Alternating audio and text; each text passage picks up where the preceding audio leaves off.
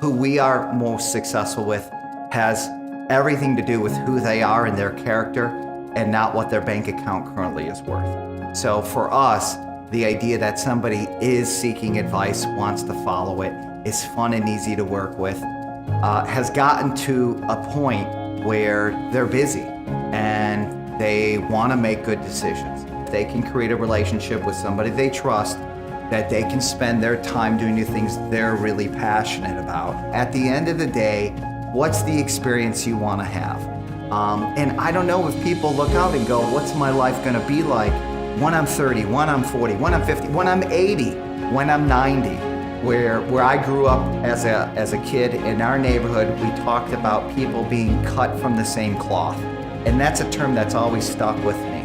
And I have found that our group of clients are all cut from the same cloth. It's a values thing. It's a caring about other people type of thing. When I think of the results, the people that we've been successful with, it is the clients that have paid cash for a master's, have paid off a house in their 30s. Vividly, if you can imagine this, I had a client share with me that her greatest dream would be to go see her football team in the Super Bowl, and we were able to do that. And they won, which I think is even more of an amazing story, and she brought her whole family. I think it is clients who are doing well and struggle to balance saving for the future them and enjoying their success today. And I do think of clients who we've worked with for years, we've done planning, their kids have grown up, they've gone away to college, they've come back, and literally in the last handful of years, they go out, they get a job, they're starting their own success track, and they come back to mom and dad and they say, hey, mom and dad, you know what, I'm looking around at my friends, and it seems I'm a little weird. A lot of my friends have student loans, they're still living with mom and dad. I don't. What you did to help me, I really appreciate that. How did you get there? And my clients often say, hey, it was this bald guy, is our trusted advisor. He helped us do some things. And to have their adult children go, could I talk with him? That to me is the greatest success.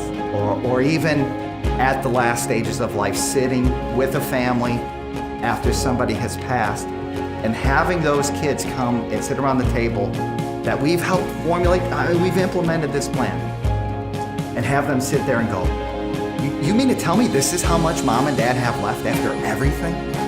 And have them be shocked that somebody could actually do that whole life thing, and actually leave money left to them, and have it be a number they weren't expecting. Those are the people we've been successful with. But those would be the stories or the way that I would articulate who we've been successful with. And then I'd ask you and I'd say, is that you? It's funny, in my business, money isn't the focus. It should be that the focus isn't money. I mean, we should do planning, we should be proactive, we should deliver results in a way where money doesn't become the thing. It's been my experience that people give us feedback and say, hang on, don't you want to know how much I make? Don't you want to know the size of my portfolio? And the answer is no, we don't. Even further, when we're first introduced to people, I'm like, listen, that's great. All your financial information, that's fine. What I want to know about is you and seeing if we're a fit. That's what's most important. That's what yields a successful relationship. Not what your income is, your portfolio, how big it is, or anything else. And yet clearly there are people who operate that way in my industry, that they wouldn't even talk to you until they knew your numbers. For us, I need to know who you are, or I want you to know who we are, so you can make just as good a decision as we would. So even the idea that our first steps usually together are, please don't get in the car, don't fill up the tank, don't shower, don't get the kids somewhere else, don't find in your busy day, collect all your financial information. Hang on, let's have a phone call. Let me send you a book and let me share with you a little bit of our story.